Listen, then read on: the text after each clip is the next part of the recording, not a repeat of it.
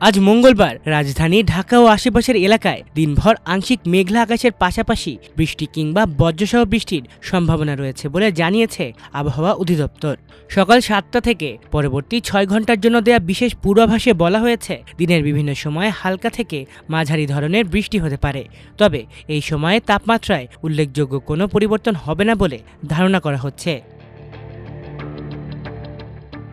আবহাওয়া অধিদপ্তরের তথ্য অনুযায়ী আজ রাজধানীতে দক্ষিণ অথবা দক্ষিণ পূর্ব দিক থেকে ঘন্টায় 10 থেকে 15 কিলোমিটার বেগে বাতাস প্রবাহিত হতে পারে, ফলে বৃষ্টির সময় দমকা হাওয়াও অনুভূত হতে পারে।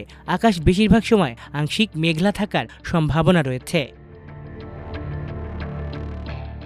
সকালের আবহাওয়ার চিত্রে ছিল আর্দ্রতার আধিক্য।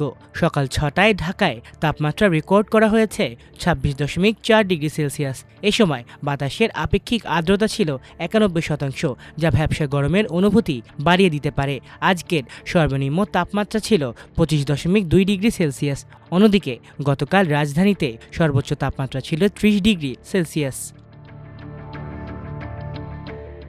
গত 24 ঘন্টায় রাজধানী ও এর আশেপাশের এলাকায় 35 মিলিমিটার বৃষ্টিপাত রেকর্ড করেছে আবহাওয়া অধিদপ্তর।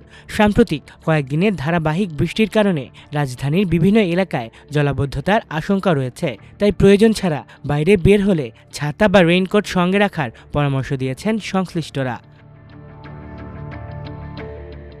এদিকে শুধু ঢাকা নয়, দেশের প্রায় সব বিভাগেই বৃষ্টির প্রবণতা অব্যাহত থাকতে পারে। সোমবার সন্ধ্যা 6টা থেকে পরবর্তী 24 ঘন্টার জন্য প্রকাশিত সারা দেশের পূর্বাভাসে বলা হয়েছে রাজশাহী, রংপুর, ঢাকা, ময়মনসিংহ, খুলনা, বরিশাল, চট্টগ্রাম ও সিলেট বিভাগের অধিকাংশ স্থানে অস্থায়ীভাবে দমকা হাওয়াসহ হালকা থেকে মাঝারি ধরনের বৃষ্টি অথবা বজ্রসহ বৃষ্টি হতে পারে।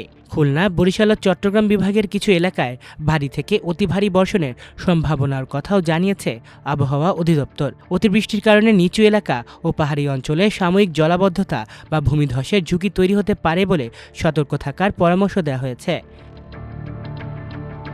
মৌসুমী বায়ু বাংলাদেশের ওপর মোটামুটি সক্রিয় থাকায় আগামী কয়েকদিনেও দেশের বিভিন্ন অঞ্চলের বৃষ্টিপাতের এই প্রবণতা অব্যাহত থাকতে পারে বলে ধারণা করা হচ্ছে। তাই যাতায়াত ও দৈনন্দিন কাজের পরিকল্পনা করার আগে সর্বশেষ আবহাওয়ার পূর্বাভাস জেনে নেয়ার পরামর্শ দিয়েছেন আবহাওয়াবিদরা।